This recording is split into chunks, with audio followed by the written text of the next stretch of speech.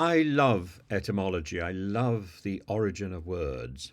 And often when I'm teaching, I would encourage my students, quite young students sometimes, to look at where the word comes from. Is it from Greek? Is it from Latin? Is it from Anglo-Saxon? Where is its origin? And it's quite fun. It's a great way to increase vocabulary. And then we get to Narcissus. So Narcissus, the wonderful mythology, the wonderful myth of Narcissus, is told by Ovid in Latin, not in Greek, but it's a Greek story. And Narcissus falls in love with his own reflection and falls asleep and becomes a daffodil. And that's an etymological play on the word. Daffodil in Greek is Narcissus. And Pliny says that the word Narcissus comes from the Greek word narkao, to fall asleep, from which we get the word narcotic.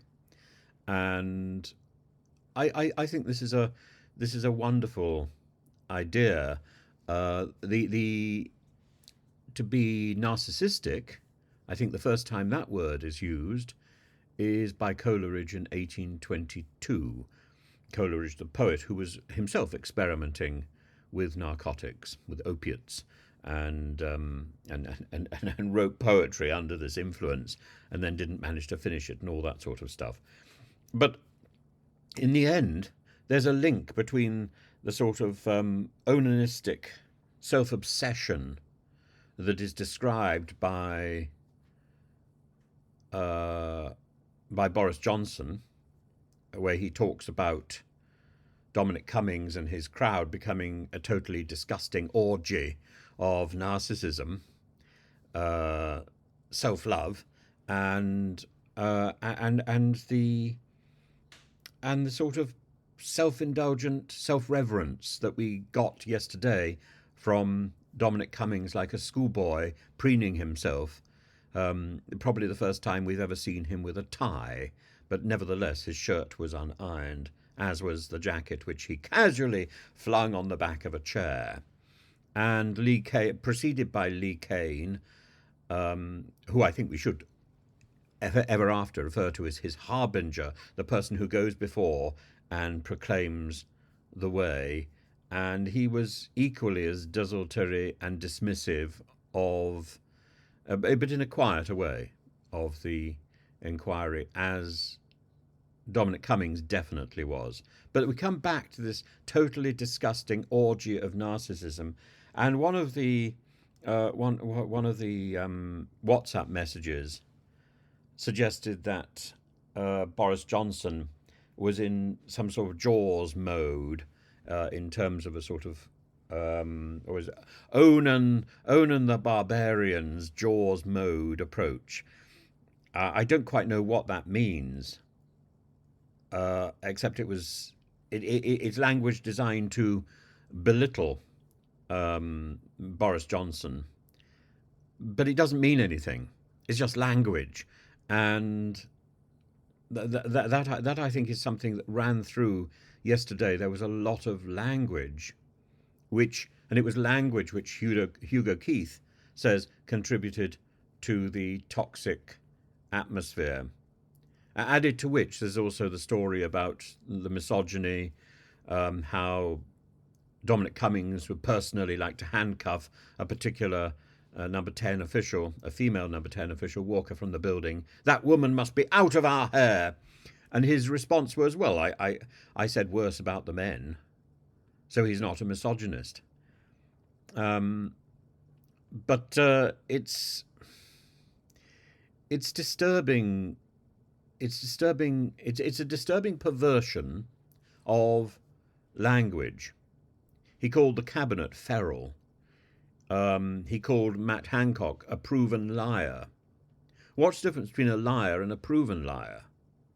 I don't know. It's just the embellishment of language. And useless effing pigs in charge. Why do we need that second word? Useless pigs in charge would be quite sufficient. It's the embroidery of language and the mixture of the, well, I was going to say Anglo-Saxon, but of course the F word is not Anglo-Saxon. The F word is High Dutch from the 15th century. And in the way Cummings speaks or writes, my first instinct is to say he's very Miltonic insofar as he combines the earthy Anglo-Saxon with the more erudite and entertaining classical words. And that's exactly what Boris Johnson does, by the way. Except that it's not Anglo-Saxon, except that the words he chooses are much later expletives. And that, I think, is very telling. So unlike Milton, who goes back to the origins, Dominic Cummings is a sort of 18th century dandy, a verbal dandy, and he thinks this justifies his insulting approach to control, either self-control or the control of others. And I think his self-control anyway is in doubt because of his trip to Barnard Castle. Barnard Castle sums up Dominic Cummings' arrogance, or at least summed up Dominic Cummings' arrogance until yesterday, until we had a visual and a verbal record of that arrogance on camera. And it is fascinating because, among other things, his intelligence, his extraordinary mind, beautiful mind really, is in evidence as well. So you get both extremes, the earthy and the erudite, the onanistic, the self-indulgent, and the servant of the people. You get that full range, which I think he shares with Boris. What he lacks, the difference between Boris and Dominic Cummings, is charisma. Boris has it in buckets, and Dominic Cummings has none.